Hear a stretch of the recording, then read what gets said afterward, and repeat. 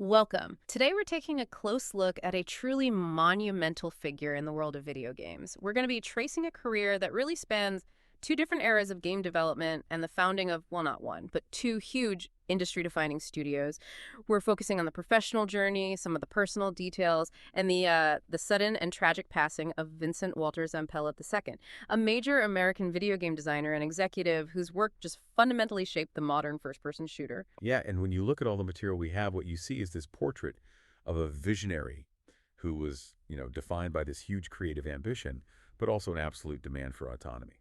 Zampella's influence is just staggering. I mean, we are talking about the main creative force behind generations of these cinematic adventure games and high-stakes shooters. His work goes all the way from the early successes of Medal of Honor to creating the global giant that is the Call of Duty franchise. And then, in a way that defied all expectations, he did it again. He pivoted to launch modern titans like Apex Legends and the really successful Star Wars Jedi series. So what we can do is trace this career that was marked by just towering creative success, but also, and this is maybe just as important, by these huge, very public corporate battles that really set new precedents. Right. So our goal today is to really unpack this massive story. We need to look at Zampella's professional life, his personal life, drawing on the facts from the sources, and then reflect on the industry's response to his death, which was, undeniably emotional and unified. We will approach this with total respect and impartiality, especially when we talk about the sensitive facts surrounding his passing. So let's start at the beginning. If you only see the executive Zampella, you might miss just how unconventional his path really was. That's the perfect place to start. His professional story is not, someone climbing the usual corporate ladder. Okay, so let's get into this journey. When you think of the creative lead on billion-dollar franchises, you don't really picture someone who started outside of that whole tech ecosystem. Vincent Walter Zampella II was born on October 1st, 1970, and the sources highlight a really interesting detail right at the start of his education: an unsuccessful enrollment at Broward College. That specific phrase, unsuccessful enrollment, it just sets a very surprising stage for everything that came after. It's so telling. I mean, it suggests he wasn't really aligned with the traditional academic path, which, often points to someone who wants to learn by doing. And after that attempt at college, his first job was as a handyman. His way into the gaming world, the field he would completely reshape, wasn't some grand plan. A friend got him a job at a local game company. And his duties were really at the ground level, answering phones and testing new games. It's the absolute definition of starting at the bottom. And yet his rise from that point was incredibly fast. It suggests he just had this strong natural aptitude for the development side of things. We have a pretty clear timeline, starting with his work in graphic design and digital video at a company called GameTech. Then he makes a big move to Atari to help launch its PC division. And this is all before 1997. This shows someone who was, actively and successfully moving towards bigger roles, from support to actually shaping how a company was structured. And crucially, that whole period was less about one single creative project and more about making the connections that would define his entire career. He spent time at companies that were really key in the mid to late 90s, places like Panasonic Interactive Media, which owned Ripcord Games, and also Segasoft. It was during those years that he first met Jason West, and that connection was, without a doubt, the most important professional relationship of Zampella's life.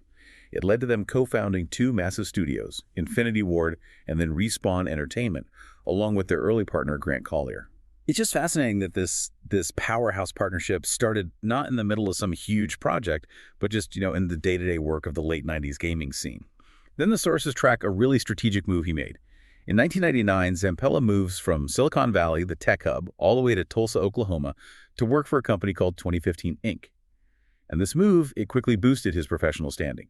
By 2001, he was the director of development there. Yeah, that move, outside of the traditional Silicon Valley world, to a really focused studio like 2015 Inc., that turned out to be the catalyst for his first huge industry-defining work. He stayed there through 2002, and during that time, he was the lead designer for the critically acclaimed Medal of Honor, Allied Assault. And that title, released in 2002, wasn't just a success. It fundamentally changed what people expected from a World War II shooter. It really did. For those of us who played those early Medal of Honor games, what was it specifically that Zampella's team did that made us feel for the very first time like we were really in World War II combat? Well, the sources point to a few key things that he really pushed for. First, Allied Assault was one of the first shooters to borrow its language directly from big war movies, specifically saving Private Ryan. The D-Day Omaha Beach level is the most famous example. Before that, shooters had sort of abstracted combat, but Zampella's team made it feel visceral, chaotic, and cinematic. The sense of scale, the sound design, all the scripted events that were designed to make you, the player, feel like you were just one small part of this massive, overwhelming operation. That whole commitment to high drama, linear storytelling, it just set a completely new standard. It was about the experience, not just, simple arcade action. Okay, so that critical success set the stage, but it also created a corporate problem. After the huge reception for Allied Assault, the sources say Zampella kept working on more Medal of Honor projects for a bit. But then Electronic Arts, the publisher, they made a strategic call that ended up being a huge catalyst for a major shift in the industry and in Zampella's career. Right, and this is where Zampella's, his demand for creative control really starts to show. Electronic Arts decided they wanted to bring all Medal of Honor development in-house. They wanted to tighten their control over the IP. But that decision basically told Zampella, West, and Collier that their future was somewhere else if they wanted to stay independent. So instead of just joining the internal EA machine, they got financing and founded their own studio, Infinity Ward. And that transition was just so audacious. What was Infinity Ward's very first project? The sources are very specific about this. They took a deal with Activision to create a new game codenamed MOH Killer. That project, born directly out of the conflict with their old publisher, became the original Call of Duty. You couldn't make up the irony. They went from defining the Medal of Honor franchise to immediately turning around to compete directly against it. And the success of that first Call of Duty was immediate. It prompted Activision to move incredibly fast. Shortly after the game's release, they bought Infinity Ward completely. That deal included Zampella and Jason West signing these long-term employment contracts with Activision, which seemed to really cement their partnership and give them creative control over what would become the biggest military shooter franchise in the industry. And under that leadership, they delivered these immense genre-defining hits, games that just completely overshadowed the competition. We're talking about Call of Duty 2 and then the revolutionary Call of Duty 4, Modern Warfare, which just changed the entire industry's direction. And that was followed by the huge sales success of Call of Duty, Modern Warfare 2. They built a creative engine that was the single biggest moneymaker for their publisher. To really get their impact, you have to look closely at Code 4, Modern Warfare. The sources really emphasize that Zampella's team made two revolutionary choices. First, they moved the setting away from World War II, which was a very saturated market, to a contemporary fictional conflict. That move gave them more creative freedom with weapons and story. Second, and this was even more critical for the console audience, they introduced the idea of persistent progression. That detail is so important. That whole system of unlocks, perks, the prestige grind, it turned a standard shooter you buy in a box into a long-term hobby. It was almost a live service game before we really used that term. Exactly. Before that, console shooters treated multiplayer like a simple arena you just jumped into. Modern Warfare gave you a reason, a hook, to keep playing for hundreds of hours. On top of that, Zampella's commitment to technical performance was just paramount. Sources suggest he was a huge advocate for making sure the game ran at a smooth 60 frames per second on consoles, which was really rare for a high-fidelity shooter back then. That dedication to how the game felt to play, combined with the psychological hook of the progression system, is what cemented Call of Duty as the dominant franchise. It's clear he had this rare talent for combining technical excellence with, groundbreaking game design. But the source material suggests that even at this peak moment of success, the internal issues over creative control were already starting to cause problems. The seeds of that huge lawsuit were already there. That's the perfect transition. That incredible level of success, the sheer amount of money they were generating, it created a situation where the creative architects felt their value was limitless, while the corporation felt it had to assert its absolute ownership. This next part of his life, this is where the story really takes a dramatic turn. It becomes a textbook case of high-stakes corporate drama. The same success that defined their partnership with Activision ultimately led to it all blowing up. It resulted in one of the most famous and aggressive legal fights in modern entertainment. Let's pin down the timing here and the financial trigger. The sources say it was just months after the massive launch of Modern Warfare 2 that Zampella and West were fired by Activision. Now, Activision's reason was insubordination and breach of contract, though the founders completely disputed this. The core of the conflict was immediate, and it was about money.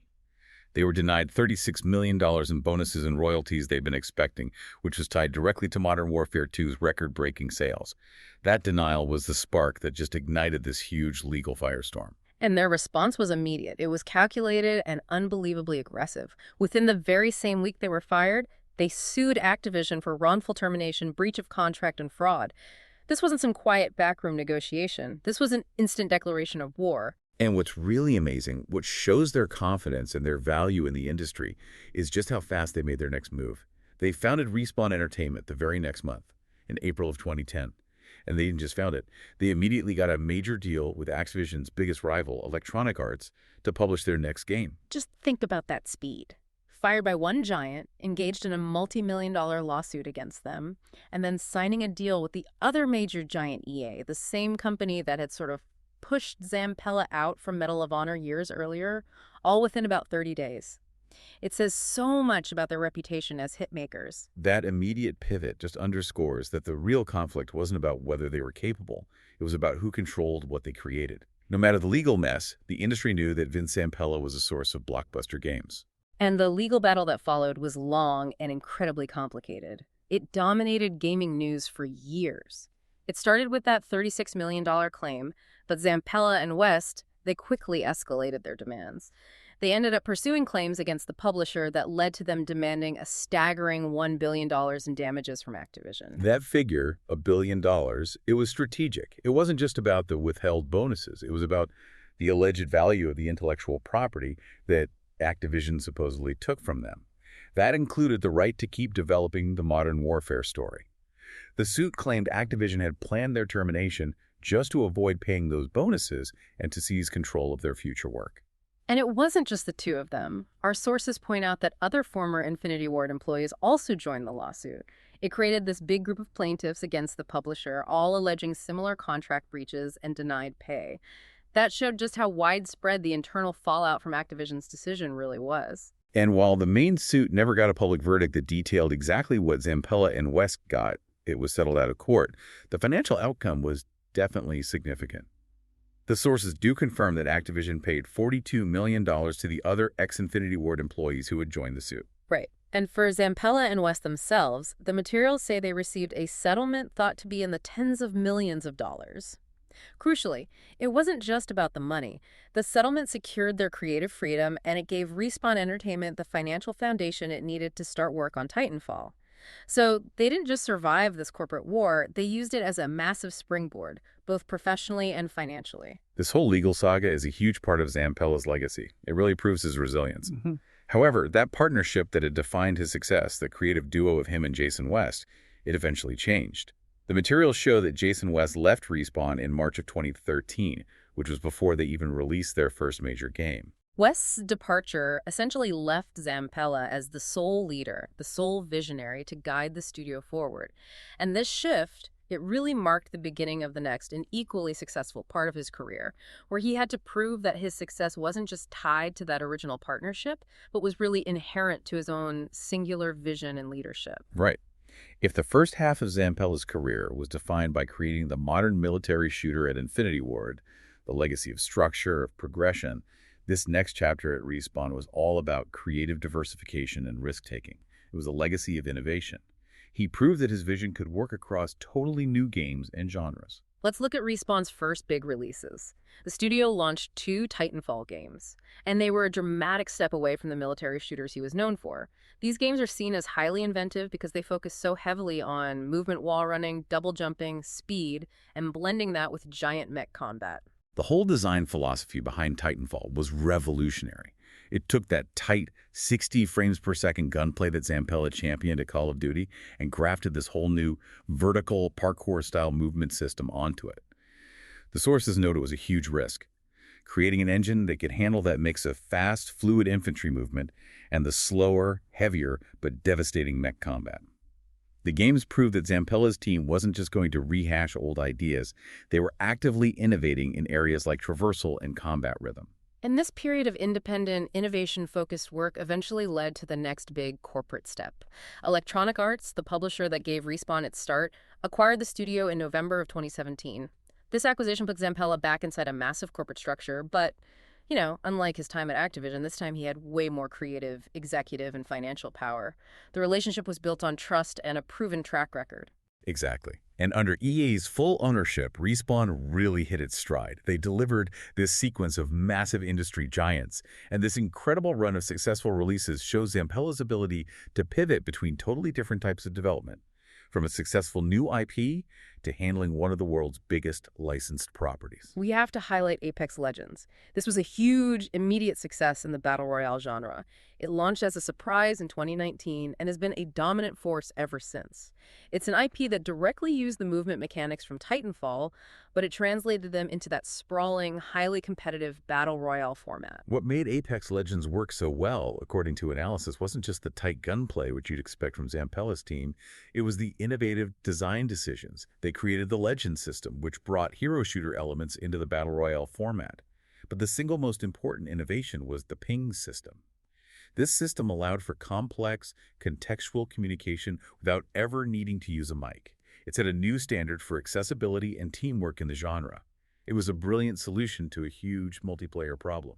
And at the same time as that massively successful live service, free-to-play Battle Royale, Respawn also delivered these highly praised cinematic action-adventure games, Star Wars Jedi, Fallen Order, and then its sequel, Star Wars Jedi: Survivor. That combination just shows a level of management and creative versatility that very few executives have. To manage the simultaneous demands of a constantly evolving live service giant like Apex and a high-budget, story-driven, single-player series using one of the most valuable licenses in the world, Star Wars, that just says so much about the vision and the structure Zampella built at Respawn. But his role wasn't just limited to what Respawn was making. The materials show Zampella's influence grew a lot within EA's executive structure. It confirms that they believed in his ability to stabilize and improve other teams. In January 2020, EA announced that Zampella would take on another leadership role, heading the Los Angeles branch of DICE, the famous Swedish studio known for the Battlefield series. This was a clear signal that EA trusted his vision, not just creatively, but operationally. The sources note a subtle but important change that followed. DICE LA was eventually renamed Ripple Effects Studios in July 2021. This move was part of a bigger corporate strategy to kind of decouple the LA branch from the Stockholm headquarters, maybe give the team more autonomy and its own identity under Zampella's guidance. And this all leads to a really significant high-stakes promotion in 2021. Following what the sources very politely call the challenging launch of Battlefield 2042, and after the general manager of DICE left, Zampella was promoted to executive vice president within EA. We should probably look at why that launch was challenging and why Zampella was the answer. The sources describe Battlefield 2042's reception as difficult because of significant technical problems at launch and some controversial design choices, like the specialist system. A lot of longtime fans felt that system compromised the traditional class structure of the franchise. The series needed a steady hand and a clear direction to stabilize it. So the promotion put him in charge of the entire Battlefield franchise. This shows the final, crucial evolution in his career. He wasn't just a studio head leading his own creation anymore. He was a top-tier executive, a steward, responsible for fixing and directing one of the company's biggest but struggling franchises. This executive role over Battlefield, on top of his creative oversight of Respawn, it solidified his position as one of the most powerful and influential figures in global game development. It's a move from creative genius to a corporate firefighter. It's the ultimate validation of his whole career. The man who started as a handyman and was effectively pushed out of Activision was now being handed the keys to fix a rival franchise that was in chaos. It just confirms that the industry understood Zampella's leadership was synonymous with both innovation and stability. As we move on to discuss the personal details of his life, which are, important for understanding the man behind this incredible career, it's worth noting a detail from a 2001 interview. Early in his career, Zampella described himself as having always been an avid computer user and gamer. It's important to remember that. It's easy to focus on the corporate drama and the billions in revenue, but the foundation was just pure passion for games. According to that same interview from 2001, he was a casual Counter-Strike player at the time, which fits perfectly with the kind of competitive military shooters he would go on to create. His passion was clearly rooted in his own enjoyment of games, which informed that relentless push for tight, responsive gameplay. And regarding his family life, the sources note that Zampella and his wife Brigitte had 3 children together. The materials also mention that Brigitte filed for divorce in 2015. These details give us the context of a family man balancing an incredibly high-pressure, high-stakes career, which must have been just immensely challenging during the peak of that corporate conflict and the founding of Respawn. And now we must turn to the facts regarding his tragic and sudden passing. We need to maintain a sympathetic and factual tone here, as the sources demand. The materials report that Vincent Walter Zampella II died on December 21st, 2025. He was 55 years old. The details of the incident provided in the sources are specific, and they are devastating. Zampella was driving a 2026 Ferrari 296 GTS. The vehicle veered off the road and struck a concrete barrier at a high rate of speed as it was exiting a tunnel. This happened on the Angeles Crest Highway, which is a winding mountainous road known for being very challenging to drive, located north of Los Angeles. The sources confirmed the devastating outcome. The high-speed impact caused the vehicle to then catch fire. And compounding the tragedy, a passenger in the vehicle was ejected during the crash and also died. We extend our sincerest and deepest sympathy for this tragic loss of life for both Vince Zampella and his passenger. The immediate reaction from the global video game industry was profound. It was swift, and it reflected the genuine depth of his influence across all competitive and corporate lines. Multiple major organizations released statements, and they really underscore the universal respect that he commanded across the entire gaming world.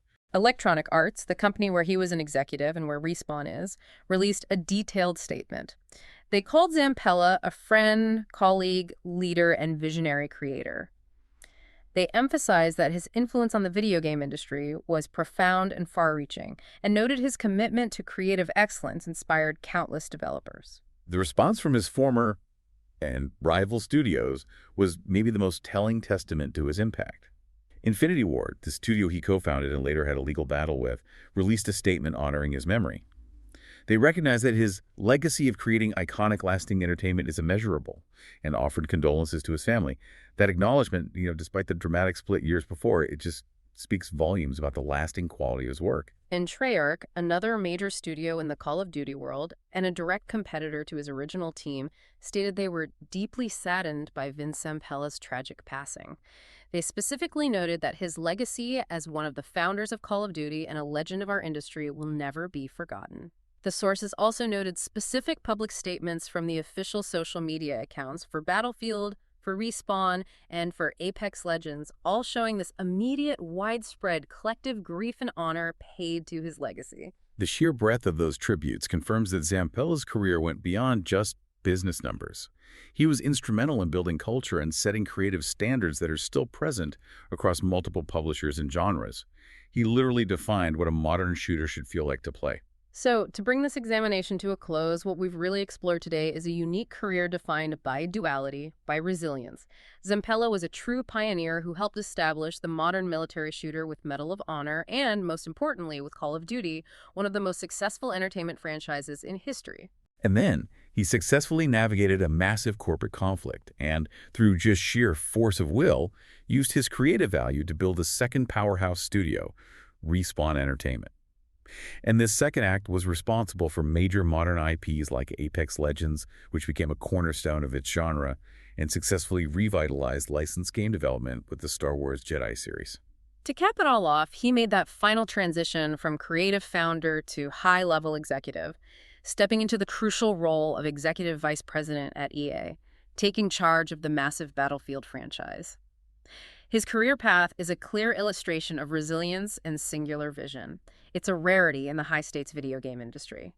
Very few people successfully found two companies that define two different eras of a medium, especially after challenging the biggest player in that medium. It is a singular achievement. His ability to pivot from the structured military shooter of Call of Duty to the futuristic, movement-focused innovation of Titanfall and Apex Legends, it just shows a mind that was constantly looking for the next evolutionary step in game design. It makes you stop and reflect on the major creative directions he was steering just before he passed. Indeed.